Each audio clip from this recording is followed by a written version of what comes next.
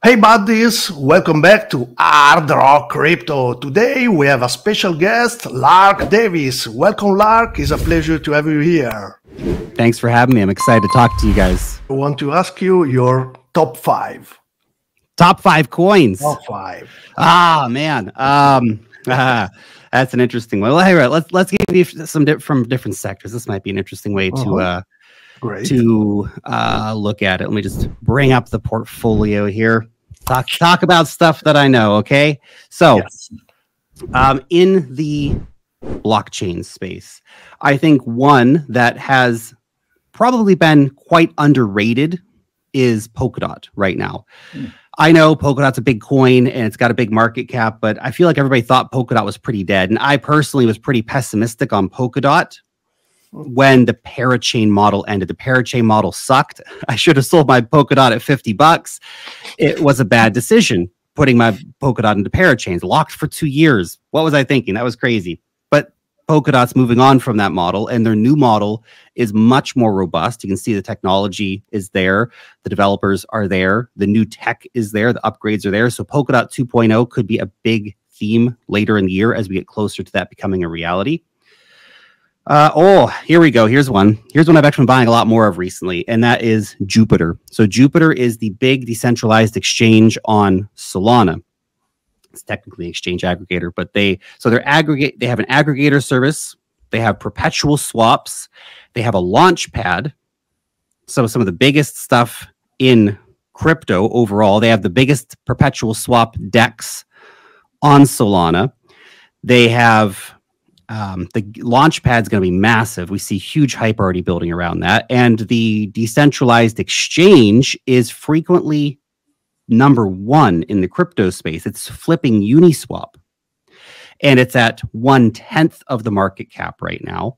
Plus, unlike the Uniswap token, which may get utility in the future, Jupe actually has utility right now. You can use it in governance. There's massive rewards. They're sharing launchpad fees with people who are participating in governance over there. So I've been adding a lot more to this bag, and I'm probably going to continue as long as it's around these prices. If it starts shooting up too much, I might just chill on the bag that I have. But I think that's an interesting play, an interesting beta play on the Solana ecosystem. I don't have much Solana. I have like, I don't know, 20 or 30 Solana. It's just, you know, for farming and screwing around.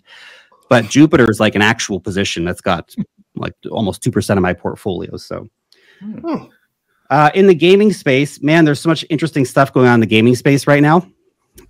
It's hard to say what would be one to really focus on. Beam is one that I've talked about quite a bit, but it's getting quite big in market cap. I feel like when I was talking about it at a cent or under a cent, it was more interesting. Now that it's 4 cents and a $4 or $5 billion market cap, still interesting, still a good play. I'm holding, but I'm not sure I'd want to get in right now.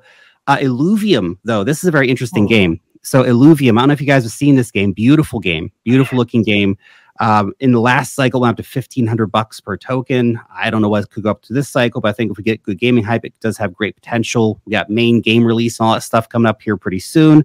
So this is a game that I like. I farmed a bunch of it back in the day. I've been holding it since then, just chilling on it. And I think it's got great potential for this cycle if the game starts taking off. And it's a beautiful looking game. So again, back to the gaming thesis.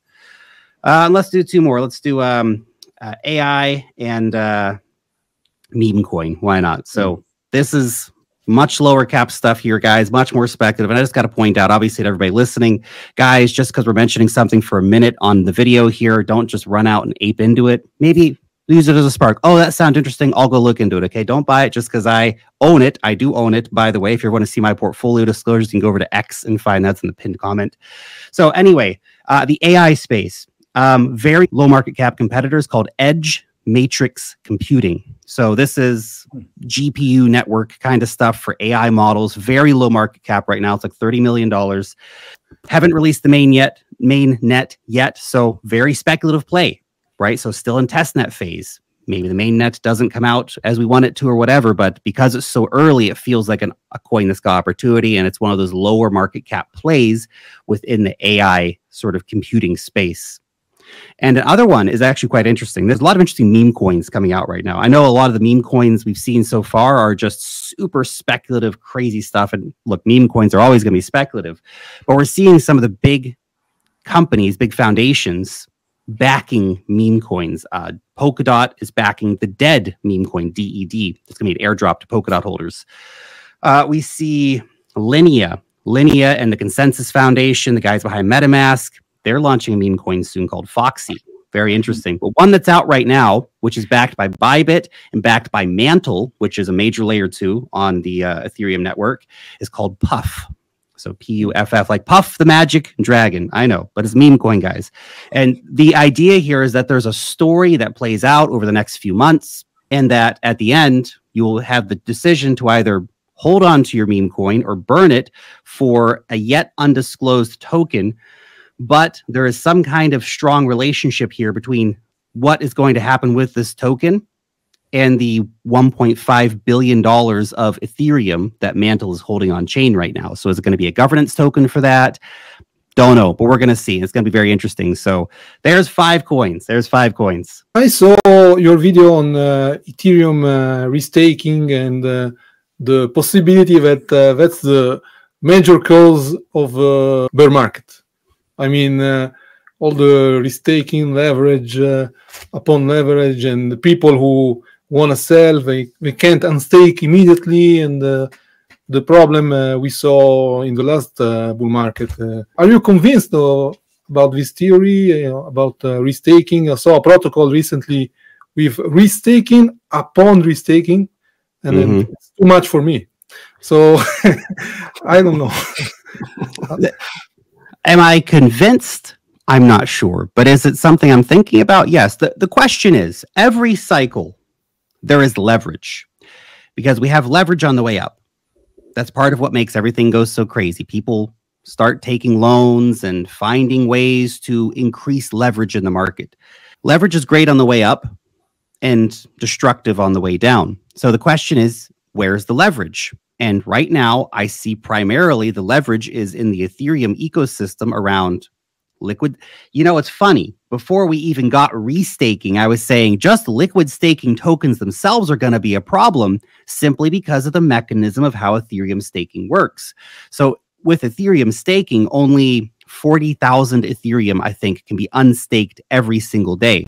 And there's currently 30 million Ethereum staked. So that takes a long time to unstake all that Ethereum. So if everybody's rushing to get out at $15,000, everybody wants to sell. Everybody's rushing for the exits. What happens to all those liquid staking coins? They start depegging. People are going to be willing to take a 10% loss on their Steth, which is Lido Finance's staked Ethereum. They'll be willing to take that 10% loss to get out because it's better to sell at a 10% loss. So it's going to be $1,300, for example, instead of watching the price go down by 50%. But when that starts happening, you have all these implications across the decentralized finance space because there's stable coins that are backed by these staked Ethereum tokens. There's all kinds of leverage in MakerDAO and Aave and all these other places backed by these tokens that when they depeg can have liquidation events. Then the Ethereum developers decided, hey, you know what? This is all kind of crazy. Let's introduce restaking so you can take those staked tokens and restake them once again. Then, of course, as you said, now we have new protocols that are saying, hey, you can take your restaked coin and restake it again with us. It's a house of cards. It may or may not fall. And I might be overthinking the situation, but it appears to me that would be where a major leverage event happens. Now, does that mean Ethereum is going to go away and it's all going to break and be bad? No, it just means a lot of people are going to lose a lot of money because they're not thinking about the implications of what they're doing. So you have a lot of experience in this field. I want to ask you if you have any advice for newbies. Yes, lots. Go slow, go slow. I try to think back sometimes to my first days of getting into crypto and what psychologically I felt like. You feel real FOMO. I couldn't sleep at night. I was just thinking, I got to go, what can I do? I got to get these coins and how it's all so exciting and I need to learn more and what's this and what's that. Go slow. There's opportunities in the market every day. So don't FOMO, take your time, learn about stuff, educate yourself. A lot of people will bring wild amounts of money into the market and put it into the market without doing any research at all, without thinking at all. And that's a recipe to lose money. Now, you might be the exception. You're the guy who comes in and you buy some dog coin and you make $1 million. That's the dream everybody wants to live. The nightmare that most people live is they bring that money in and they buy the dog coin, and the dog coin goes down 90% because the developers do a rug pull or whatever. So you have to understand how to manage your risk and how to control your emotions. Go slow, educate yourself, and manage your risk, okay? Don't over leverage yourself in this market personally, right? Don't take a credit card and start buying crypto. Don't take a mortgage against your house and start buying crypto. People do this stuff. It's crazy. Take only money you can afford to lose, because there's so many ways you can lose your money in crypto. Protocol hacks, the team just sucking and not delivering on what they promised doesn't mean they're a scam. They just sucked. Actual scamming, actual rug pulls, you clicking on a phishing link and losing all your money to hackers. Like, please be careful, guys. Okay. Take your time getting into this market. There's often not a need to rush, but because the numbers are going up, you're going to feel the need to rush. Just control yourselves. Don't do it. Take your time. Have you ever been in Italy? Yes. Yes. I love Italy. It's great. My wife and I, we spent 3 weeks. We went to Naples and it was great. We did all the things around there.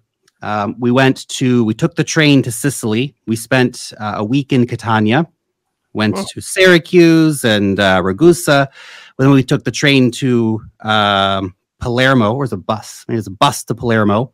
And we spent a week in Palermo and went to all the places there, Cefalù, and actually my grandfather was Italian, and his last name was Chiaramonte, and his family long ago were, you know, some nobility people in Sicily. So there's this town in Sicily called Chiaramonte Golfi. It's a beautiful little town on a mountain. Very small village, typical Italian village, I think. But we went there. It's a very beautiful place. And then we went to Trapani, saw the castle. And then we flew over to the island of Sardinia and spent a week in Sardinia, going to the beaches and eating pizza. Some of the best pizza I ever had in my life. It was quite funny. We checked into our Airbnb and we said, "Hey, where's good pizza?" He said, just downstairs. Like, oh, okay, sure. We went down like, this is amazing pizza, actually. So yeah, it was a great, and then we spent a day in Rome before we flew out. So it was a nice trip, but we definitely want to go back. I love Italy. So we will go back for sure. We are waiting for you. Yeah, great. Remember, guys, follow Lark Davis. You will find on the description his channel. Thank you, Lark. It was a pleasure to have you here. Thank you. Thank you so much for having me on. It's been a great conversation. Thanks to you. See you next time. Always here on Hard Rock Crypto. Bye all. Yeah. Yeah. Ah!